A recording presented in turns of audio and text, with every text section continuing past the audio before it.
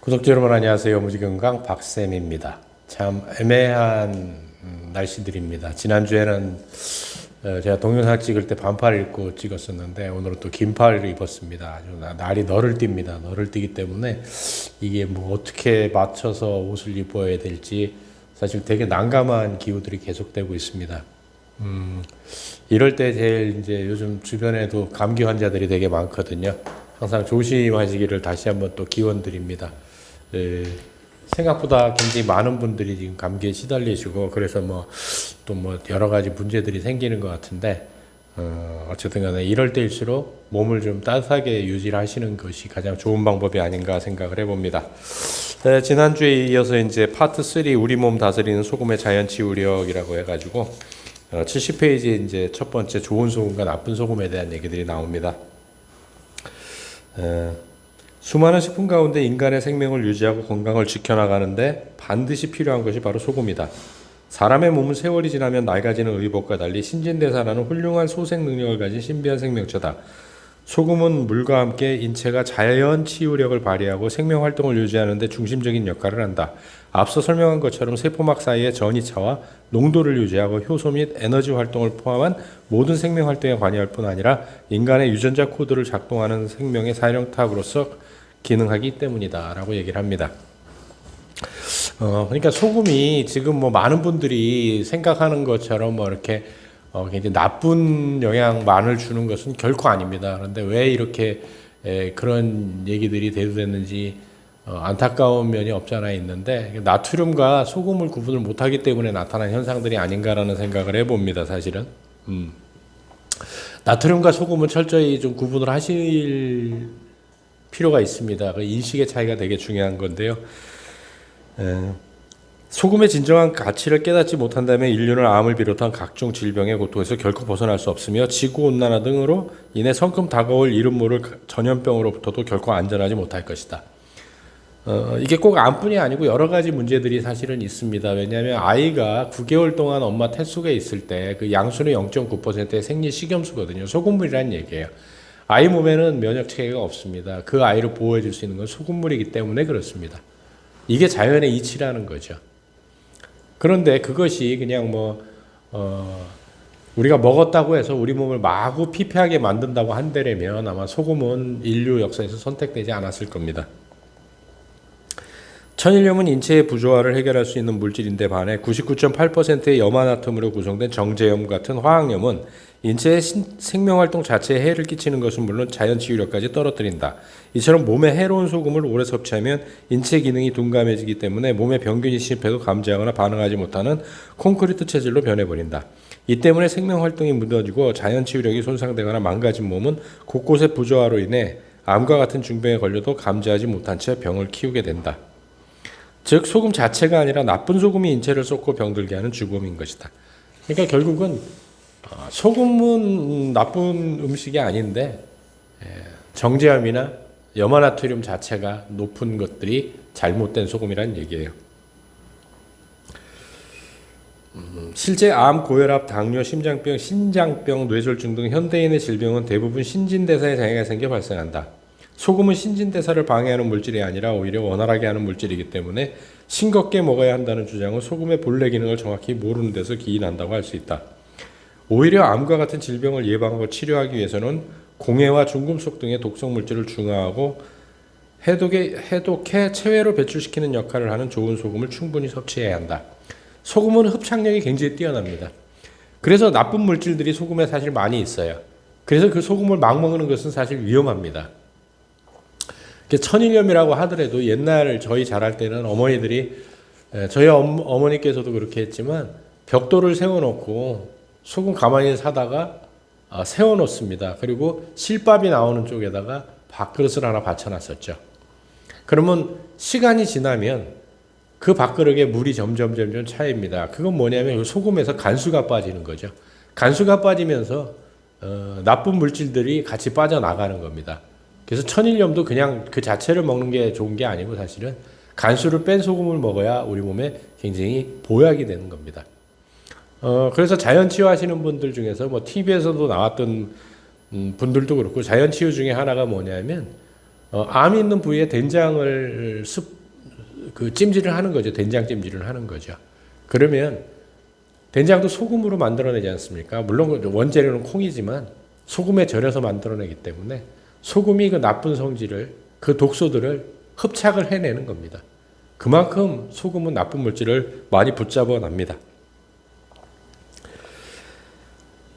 73페이지에 나뭇잎이 돋아나는 시기가 되면 밥맛이 없고 몸이 노곤하며 감기 몸살 같은 잔병치를 하게 되는데 흔히 봄을 탄다고 하는 이 증상은 따지고 보면 소금과 관련되어 있다. 왜 그러냐 하면 봄에는 모든 생명체가 소생하기 위해서는 염분기가 많이 필요하거든요. 그래서 봄에는 간장이나 된장을 안 담습니다. 왜? 담기 시작하면 나무나 이런 데서 다 빨아가기 때문에 간장이나 된장에 짠기가 안 남기 때문에 그렇습니다. 자연이 왕성한 생육을 위해 염분을 빼앗아가기 때문에 인체의 염분이 부족해져 나타나는 증상이다. 따라서 봄에 이런 증상이 나타나면 좋은 소금을 선별해 섭취해주는 것이 적절한 치료법이 될 수 있다. 또 인체의 염분이 부족하면 수분이 가래와 같은 담으로 변해 각종 염증의 원인이 되기도 한다. 제 동영상을 꾸준히 보신 분이라면 아시겠지만 감기부터 암까지 공통점이 한 가지 있다고 제가 항상 말씀드린 부분 중에 하나입니다. 그게 뭐냐면 염증이라는 거죠. 이 염증을 해결하는데 소금만큼 탁월한 게 없다는 거죠. 우리 몸의 장기는 원래 소금기, 즉 함성이 강할수록 질병에 잘 걸리지 않는 속성을 지니고 있다. 인체의 장기 중 심장과 십이장에나 암이 잘 생기지 않는데 이는 이들 장기에 소금기가 많기 때문이다. 반면 소금기가 부족하기 쉬운 폐와 대장, 자궁, 위장, 유방 등에서는 암 발생률이 높다. 김치, 된장, 고추장 등 소금을 활용한 발효식품을 많이 섭취해온 우리 민족은 전통적으로 암뿐 아니라 다른 질병에도 강한 체질을 유지해왔다. 실제로 2차 세계대전 때 싱가포르에서 한 사단이 흑사병으로 몰살되는 상황에서 한국 사람들만 살아남을 수 있었던 것도 평소 맵고 짠 음식으로 면역력을 길러온 체질 덕분이었던 것으로 추측된다.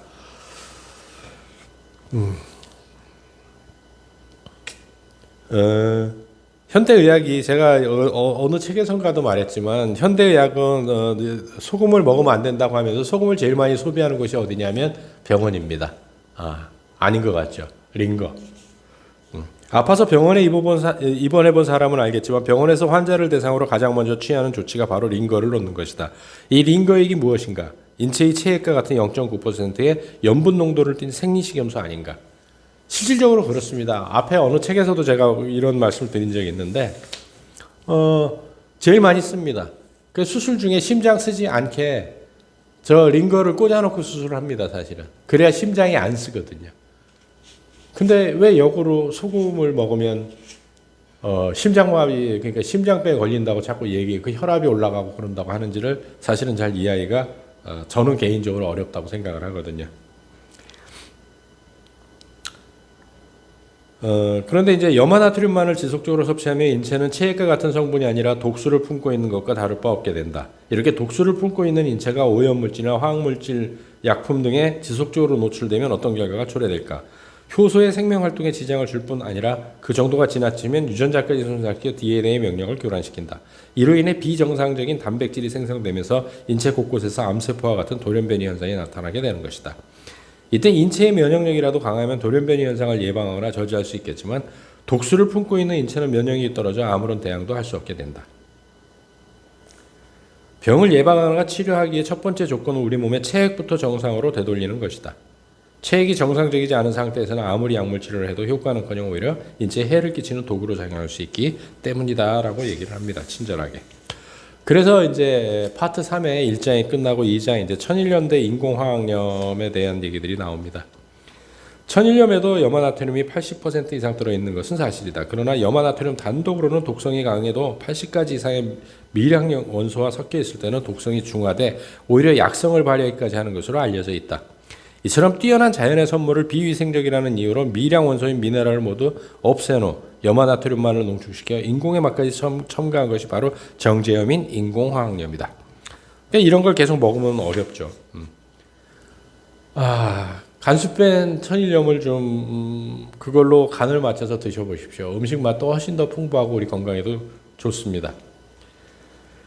원래 천일염을 생산하는 전통적인 기법은 갯벌에 황토를 덮는 것이었다. 이렇게 황토 바닥으로 생산해낸 소금은 흙이 좀 섞이고 수확량이 적기는 해도 맛이 좋고 질도 좋았다. 갯벌 속 미생물들이 동화작용을 해주기 때문이다. 즉 미생물들이 인체에 해로운 물질을 삼키고 이로운 물질은 내뱉는 식으로 대사작용을 하는 가운데 염전에서 정화작용이 일어나는 것이다. 염전 속 미생물들은 이런 식으로 동화작용을 하다가 염도가 40% 정도가 이르면 소금 속에 미네랄을 뱉어내고 죽게 된다. 이렇게 미생물이 활동하는 염전이라면 생활하수와 산업폐수가 흘러들어도 자체 정화 작용을 거치기 때문에 오염도를 상당히 낮출 수 있다. 이건 역으로 얘기하면 우리가 이런 좋은 소금을 먹게 되면 우리 몸 안에 나쁜 인공화학 물질이나 이런 게 들어와도 흡착해서 끌고 나갈 수 있다라는 얘기입니다. 그래서 소금을 먹게 되면 건강에 도움이 된다는 얘기예요, 사실은. 83페이지에 소금에 대한 올바른 지식과 상식을 널리 알리는 것이 무엇보다 시급하고 중요한 일이다. 이와 함께 꼭 필요한 것이 좋은 소금을 가정과 외식업체에 공급하는 것이다. 특히 학교와 군대 급식은 하루라도 빨리 정제염을 천일염으로 바꿔나가야 한다라고 얘기를 합니다. 천일염을 가공한 죽염은 그 자체가 항암제일 뿐 아니라 노화 방지에도 뛰어난 역할을 한다는 사실이 조금씩 입증돼 가고 있다. 인간의 질병을 치료해 생명을 연장시키고 노화를 늦출 수 있는 등 소금의 효능을 눈치챈 세계 여러 나라에서 소금에 대한 연구에 몰입하고 있다. 정작 최고의 소금을 가진 우리나라가 이 대열에서 뒤처질 수 없다. 세계의 소금 전쟁 대열에 참여하는 것은 이제 선택이 아니라 필수가 되었다. 이래서 2장이 끝나고요. 3장이 이제 뛰어난 항산화제 역할을 하는 좋은 소금. 그래서 이제 또 소금이 얼마나 좋은 항산화제인지를 또 얘기를 하고 있습니다. 87페이지에 보게 되면 체액의 염분 농도가 정상치인 0.9%보다 떨어져 0.6% 이하가 되면 생명 활동에 꼭 필요한 생체 원소들이 현저히 감소하면서 모든 장기의 세포들이 기본적인 동력을 잃게 된다. 이렇게 되면 기초 체력이 떨어지고 남성의 경우 정력이 감퇴되면서 불임이 되거나 심하면 성기능까지 이룰 수 있다. 우리나라 남성들 성기능 뭐 좋다 그러면은 뭐 진짜 자는 개구리까지 다 잡아먹지 않습니까? 좋은 소금을 골라 먹는 것도 방법 중에 하나입니다. 이러한 이유로 같은 환경에서 같은 음식을 먹고 생활해 왔더라도 평소 죽염과 같은 좋은 소금을 꾸준히 먹은 사람과 인공화학염을 지속적으로 먹어온 사람의 건강 상태는 큰 차이를 보일 수밖에 없다. 따라서 현대인들이 건강하게 생활하기 위해서는 좋은 소금을 충분히 섭취하는 것이 가장 기본적인 조건임을 알아야 된다. 건강하게 사는 기본 조건이라는 거죠. 우수한 천일염을 가진 우리나라는 죽염 생산지로서도 세계 최고를 자랑한다. 천일염을 재료로 대나무와 소나무, 송진, 황토를 결합하고 불을 다루는 고도의 기술을 이용해 공기 중에 천연 약성을 합성한 것이 바로 죽염이다. 죽염을 지혜롭게 이용한다면 만병을 예방할 수 있고 각종 난치병을 치료할 수 있다는 내용의 논문이 미국에서도 발표돼 높은 관심을 끈 바 있다. 일찍이 우리나라에서도 죽염의 항산화 효능을 밝히는 실험을 한 바 있다. 죽염의 활성산소 억제율은 이미 항산화제로 널리 알려져 있는 비타민 E보다 훨씬 높았다. 항산화 효소의 활성 정도를 비교해본 실험 결과도 아주 흥미로웠다. 비타민 E가 처리된 세포에서의 항산화 효소 활성도는 0.85에서 1.5배로 나타났고 정제염이 처리된 세포에서는 0.8에서 2.1배의 활성도를 보였다. 그러나 죽염 처리된 세포에서의 활성도는 무려 6.2에서 7.1배에 달했다. 죽염 처리된 뇌세포의 항산화 효소 활성도는 농도에 따라 정제염과 비타민 E에 비해 각각 4.5에서 7.2배, 3.3배에서 7.1배 높게 나타난 것이다. 이만큼 죽염은 약이라는 거죠. 그래서 동의보감에 봐도 죽염은 약이라고 해놨습니다.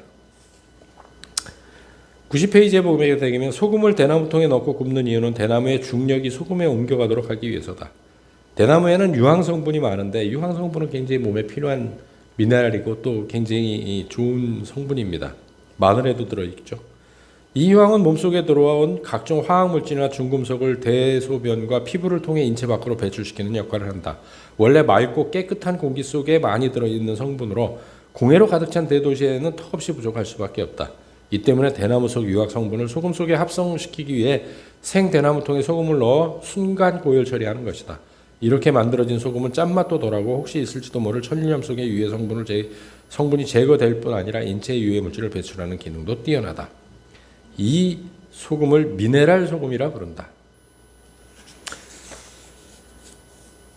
그래서 이제 세계가 주목하는 천연 항산화제 죽염 그래가지고 이제 죽염에 대한 얘기들이 별도로 또 이렇게 다 나와 있습니다. 그래서 뭐 제조 과정도 나와 있고요.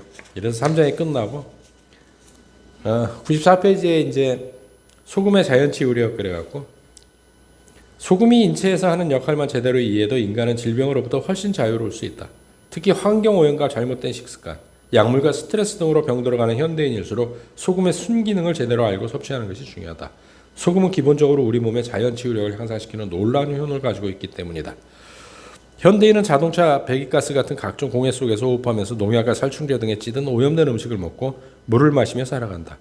이렇게 호흡기로 음식으로 피부로 들어오는 각종 독소들이 많아지게 되면 간과 폐, 신장이 약해진다. 이들 장기가 몸속의 독소를 해독하고 정화하는 역할을 제대로 할 수 없기 때문이다. 어차피 우리 몸에 해로운 환경을 피할 수 없다면 최대한 독소를 제거하는 노력이 중요하다. 가장 좋은 방법은 첫째, 깨끗한 물과 두 번째, 미네랄이 풍부한 소금을 충분히 섭취하는 것이다. 이 두 가지를 어떻게 생각하십니까? 깨끗한 물과 미네랄이 풍부한 소금을 같이 먹게 되면 훨씬 더 좋습니다.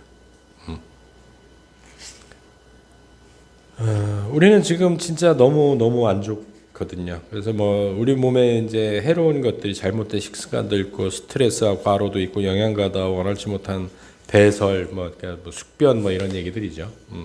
이런 것들이 우리 몸을 피폐하게 만드는데 사람의 장 속에는 보통 4에서 12kg의 숙변을 비롯한 많은 노폐물들이 들어있다.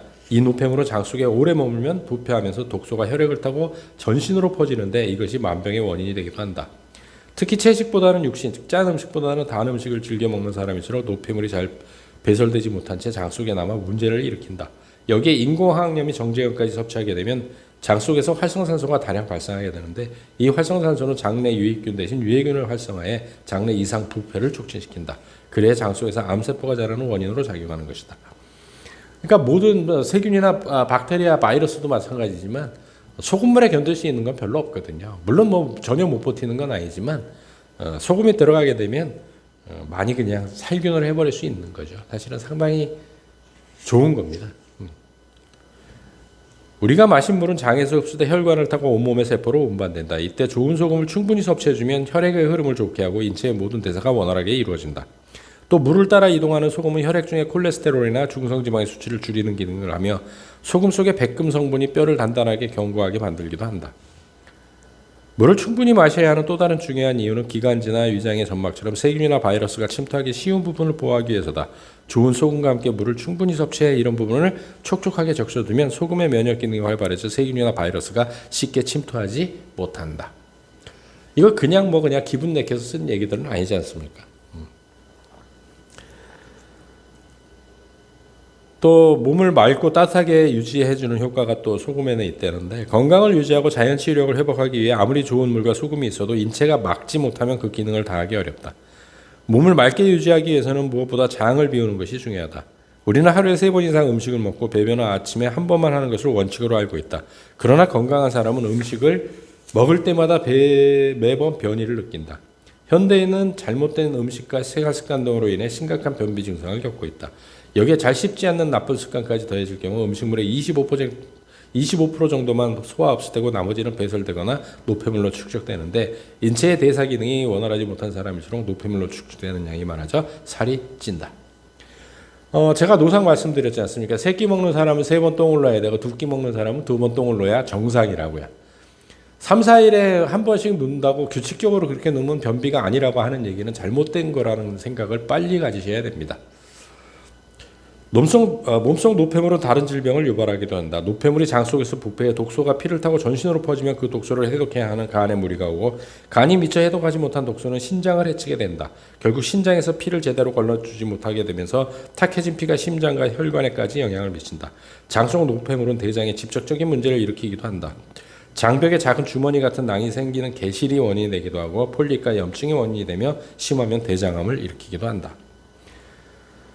장을 비워주는 것과 함께 반드시 유념해야 할 것은 몸을 따뜻하게 유지하는 것이다. 몸을 따뜻하게 해주면 에너지의 흐름이 원활해져 요산을 비롯한 몸속의 노폐물이 빨리 배출되므로 몸을 맑게 하는 데 중요한 요건이 된다. 인체를 맑게 하는 방법으로는 관장과 다식이 가장 좋고 몸을 따뜻하게 유지하려면 각탕법이 효과적이다. 이런 것도 있지만 피가 잘 흐르면 몸이 따뜻하거든요. 그럼 피를 잘 흘리게 하는 방법이 뭐라 그랬어요? 좋은 물과 소금을 먹는 거죠. 그다음에 여기 장청소 관장하는 법이 나오는데 이런 것까지야 그러고요. 103페이지에 장성 노폐물을 보다 빨리 비워내 몸을 맑게 하기 위해서는 3, 4일간 단식을 병행하는 것도 좋은 방법이다. 단식을 하면 그동안 음식물을 소화시키느라 바빴던 위장이 쉬면서 과식 등으로 손상되고 약해진 부분을 복구하고 재정비하는 시간을 갖게 된다. 또 다른 장기들도 충분한 휴식을 취하면서 불편하고 잘못된 곳을 치료하는 데 모든 에너지를 쓸 수 있기 때문에 전신의 건강 상태가 좋아진다. 단식을 일러 칼 안 되는 수술이라고 하는 것도 이 때문이다. 뭐 꼭 단식을 뭐 하셔도 좋지만 제가 제 강의를 직접 들으셨던 분들은 직강을 들으셨던 분들은 제가 아마 장청소하는 방법을 소금물로 장청소하는 방법을 가르쳐 드렸을 겁니다. 그 옛날 노트를 찾아보셔서 장청소를 한 번씩 해주시는 것도 좋은 방법 중에 하나입니다. 단식은 얼마나 자주 하는 것이 좋을까? 사람에 따라 다르겠지만 일반적으로 1년에 한 번 정도 해주는 것이 바람직하다. 1년에 한 번씩 장을 비우고 몸을 재정비하는 시간을 갖는 것만으로도 우리 몸의 자연치료는 그 효과를 충분히 발휘할 수 있기 때문이다. 근데 이런 것도 중요하지만 뭐 단식도 중요하지만 간헐적 단식 뭐 그런 것도 사실은 굉장히 좋은 얘기 중에 하나입니다.